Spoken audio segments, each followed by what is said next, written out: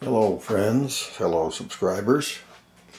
A long absence. It's been a exceedingly busy summer. I just thought I'd spend a few minutes talking about some of these early telescopes from the starting between the first wars and the First World War and the Second World War. I'll just jump right into it. Specifically, this telescope in the foreground is a Fecker telescope. It's a 4-power. It actually comes with different ocular ends to give a variety of powers. 3, 4, and 6 power. These scopes weren't variable at all. You had to replace the ocular end with a different magnifier. Unlike telescopes today, this device right in the center is your parallax adjustment. Now, these Fecker telescopes were really not a lot different than earlier telescopes. You might have seen outlawed Josie Wales with a long brass telescope. Some that were used, 100 years before in the American Civil War. These telescopes, the main variety was better glass and a steel tube. Now, these telescopes here, this is the stop. This is the front of the telescope. This is the objective end, and that, as we spoke before, is the ocular end. And they're surprisingly very little different than scopes made 100 years before. The main difference being is that there was a refinement in the reticle. The reticles in these telescopes were much, much finer than earlier ones. In fact, it may come as a surprise to you that many telescopes made in this time period were made from spider web. It's hard to believe, but it's true. Now, because these reticles were so delicate, these scopes employed a spring. Now, once the scope was adjusted for eye relief, this stop right here, this screw is a stop. You could adjust this stop with respect to the your front connector, where your dovetail attaches, in this case probably to the barrel of the rifle. And then this spring is adjusted with this screw right here. And one would adjust the tension on that screw. And then what would happen during recoil, the rifle actually recoils underneath the scope, slowing, or in this case, softening the recoil cycle, taking a lot of the stress off the very delicate reticles. Now, this particular scope, the reticle is not original. It was replaced. Probably with fine twisted wire. And surprisingly, the field of view is actually quite clear, although it's quite small and dark. So these scopes were only really good in quite good light situations. If it was quite cloudy, as in a thunderstorm, or getting towards dusk, they were largely useless. Now, unlike today's telescopes, these scopes, the adjustments for elevation and windage, are made on the external tube of the scope. This being the windage, like a modern scope, and this being elevation. And these are turned just as you would with a modern telescope. And the whole tube is moved. And there's a central spring, which is hidden in most telescopes, and that keeps the tube centered This may not be quite visible there. Pardon my shaking, but you can see the plunger there. It's in quite small detail there. And that keeps the scope tube pressed against the windage and elevation anvils, I think is the proper term.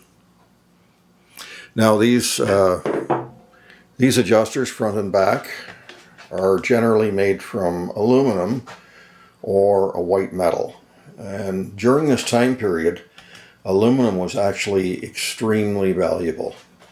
Actually, about 30 years before this, aluminum was actually about as valuable as gold.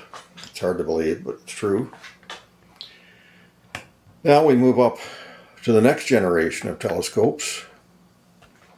This one comes along about approximately 20 years later, at least in origin. Probably manufacturing dates is probably about 15, perhaps even 12 years later. This is a Lyman super target spot. They came in a variety of powers. I believe, not 100% certain, I believe 8, 12, 15, which this one is, 20 and 24 power.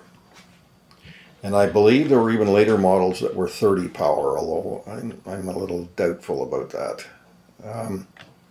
The difference with these scopes is they had a much larger objective bell to gather light. And much like scopes made in the 1990s, like prior to 2000, the parallax is adjusted at the objective end. Very similar to the older Fecker. Your stop is here at the front. Your bases for mounting to the dovetails on the barrel. Your mounting points, front and back, are made of steel as opposed to aluminum. And there was a replacement ocular end to change the power. Again, these scopes were made with very, very fine crosshairs. This one here is twisted wire. It has been repaired. Many of them were repaired, and I don't know of anyone. I don't know of anyone making them out of the actual spider silk. Although I imagine there are places that you can have that done. Here in Canada, Trace's Scope Repair out in Alberta does not replace them with spider silk. These scopes are vastly superior to the earlier Fecker. They're brighter, clearer, and because of the larger lenses and clearer glass, they were usable until much later in the day and lower light conditions, but still significantly limited compared to modern telescopes. Next we move on to a scope that this is made by Redfield. This was made in the about 18 to 20 years after the Lyman, although there was some overlap in production. This is a Redfield 6400. And they came in a variety of powers. The most common was 16 power. This is a 20 power. And there were 24 power as well. I believe there was also a 10 and a 12 made as well. Now, very much like some of the earlier telescopes, the ocular end here at the far end could be replaced to change your power. Although they came fitted from the factory with a single ocular. You could replace it later. Now, these telescopes were not the first to have internal adjustments, but they were early. Unlike these earlier scopes that have a 3/4 inch tube the Redfield has a 1-inch tube. And very much like the earlier scopes, a significant amount of tube length was required to fit the lenses, get the proper focus. And much like the earlier Lyman, the parallax adjustment is at the end, at the objective end. Now this scope has the original spider silk crosshairs, and they are exceedingly fine crosshairs. I believe they're 1/16th minute of angle, so that's quite fine. I have even read that some models had a 1/24th minute of angle crosshair, which is exceedingly fine. Now, as I touched on earlier, the reticle is internal and is adjusted as a modern telescope would be, with windage and elevation. This scope is fitted with a crosshair and dot. It is not a duplex reticle. They are two perpendicular, a vertical and horizontal fine line reticle with a 1/8 minute dot in the center. These scopes gathered significantly more light than the much earlier Lyman and Fecker. But again, a common problem with high power telescopes even today is when the light begins to fail, it becomes very difficult to image your target. And then finally, behind it, this scope again is a Redfield, and this comes about 10 years after the 3200. This is a Redfield 6400. And this is really getting into the modern telescope. Again, the parallax adjustment is at the objective end. These earlier telescopes here might take 12, 15, perhaps as many as 30 turns to adjust the parallax from 15 yards to 200 yards, where the later Redfield 6400 takes just a few turns. So a lot has changed in the applied technology of the rifle scope. This again has a 1-inch tube. Internal adjustments, more in the center of the scope as opposed to earlier scopes like the 6400, which had the reticle much closer to the ocular end. 1-inch rings, and as opposed to a straight tube or very, very slightly belled tube at the ocular end, these telescopes had a much larger ocular end, approaching very similar to modern telescopes. So this scope again, this has the original spiderweb crosshair, and if I understand correctly, this is the last generation of modern telescopes that went with the older technology. And these crosshairs are exceedingly fine. I believe they're 1/24th minute of angle. It's very easy to lose these crosshairs against a background, exceedingly easy. They're a target scope. All four of these telescopes are target telescopes. They were never really intended for hunting, although they often were, but they were more inclined for target shooting. And again, this has a 1/8 minute of angle dot in the center, and the crosshairs are just plain fine. They're not a duplex reticle. So from a time period, we're really going here from about the 1920s here with the Fecker, up to the mid-1930s for the Lyman Super Target Spot, and there were earlier models to this. There was a Lyman Target Spot which preceded this, which isn't here today for you to see, unfortunately.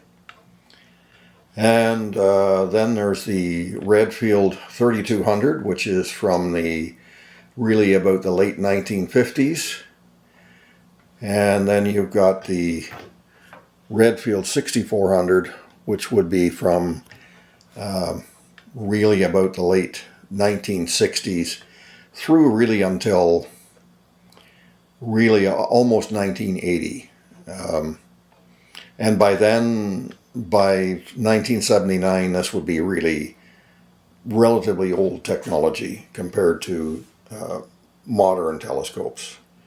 And we all know that, there have been significant advances since. The Redfield 6400, although this one is 20 power, as well as the 3200 below it, it's not quite as prone to being affected by poorer light, although it certainly does not do as well in poorer light as modern telescopes. And despite the fact that these telescopes are, relatively old compared to what modern sportsmen use today, don't be fooled, these are exceedingly clear optics. I would challenge a lot of modern telescopes that, in good light conditions, these will equal really anything made today. I'm sure there's a lot of ocular experts with regard to telescopes that would differ. But from my eye and my experience, in good light conditions, these are really good optics. Now, these telescopes, they command a fairly strong price today in today's market. There's quite a bit of demand for vintage optics.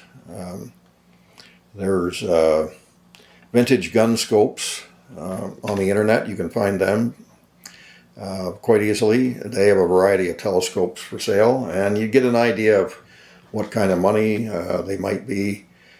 But at the same time, these scopes don't come into stock very often. Vintage gun scopes, I believe, could repair these scopes. I have no idea what the cost would be, but I don't imagine it would be inexpensive. So if you're thinking about a scope for vintage arms, or you just happen to be somebody like me who likes old stuff, these might be something worth considering. And even if you see one at a gun show, don't hesitate to take a look through the scope with the permission of the vendor to get an idea of their appearance. And don't be afraid to try one. They're really excellent glass.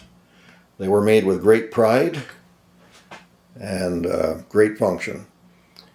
This 6400 I used recently in a match east of here, about an hour and a half east of here, where I finished second place against a variety of other shooters with modern equipment. Not to say I'm especially good, but just the fact that these optics, although in this particular match they do take a second place to the most modern stuff, not by much. So thanks so much for watching and your patience in waiting for a video. Bye-bye.